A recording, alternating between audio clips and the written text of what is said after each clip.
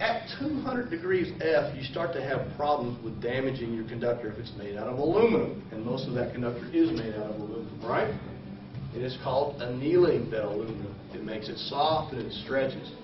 Now, what you want to have happen is at nighttime when the power goes down and it cools off at night, what do you want that sag to do? Go back up. If you anneal that conductor too much, it's not going to go back up. Okay? It's not going to go back up.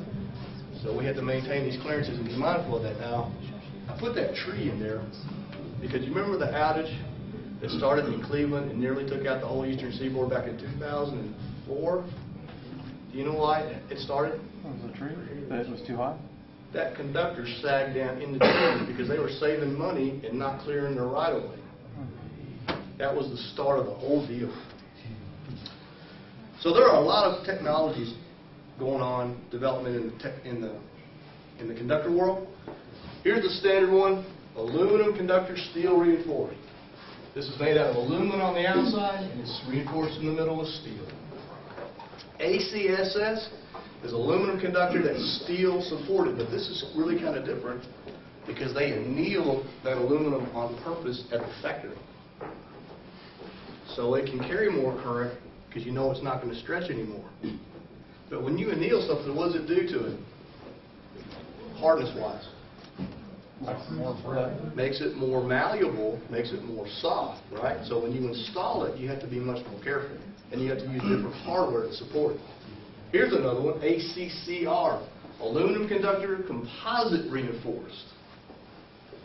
The 3M company came out with this. It has an aluminum matrix core right here, so it's much stronger, right? And it won't stretch. Very expensive. ACCC, aluminum conductor composite core. That core is made out of hybrid carbon and a glass fiber core. Really expensive, right? But these things are very important tools that we have when you're crossing Lake Michigan, when you're going over the Grand Canyon, when you're going over the Everglades, when you're going through the swamplands in Louisiana. It's awesome. OPGW. It's not for the current carrying wires, it's the static wires on the top. But in the center of it, guess what they've got? Fiber optic cables, man. Fiber optic cables. All right, so finally I'm done.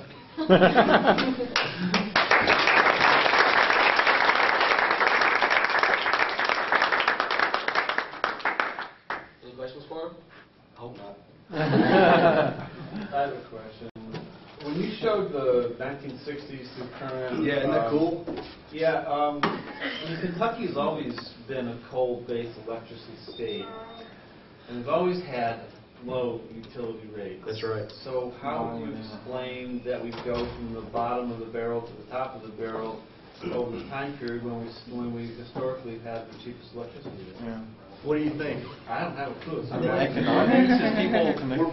Is it our standard of living? Yeah, I think. Yes. I think there are a lot. I know a lot of people are becoming more affluent and are able to buy appliances. I had family members. If you think about it, Kentucky didn't get electricity in the rural areas until the 40s. Yeah.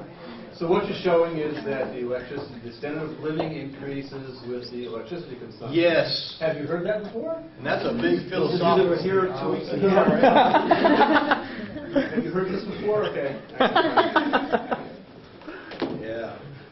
I don't think most Americans, in particular our politicians, have an appreciation for what electricity has done for this nation. Now, we're glutton about it? Absolutely. But let's just not go crazy and turn it all off. My God. Yeah, very telling slide, huh? Anything else? I probably missed your topic that you were hoping to hear. I'm sorry, but it was just like, and dude, that was an hour and 15 minutes. Sorry. Everybody. I'd like to close off by saying, make sure everybody signs in tonight so we can get your email and keep you guys up.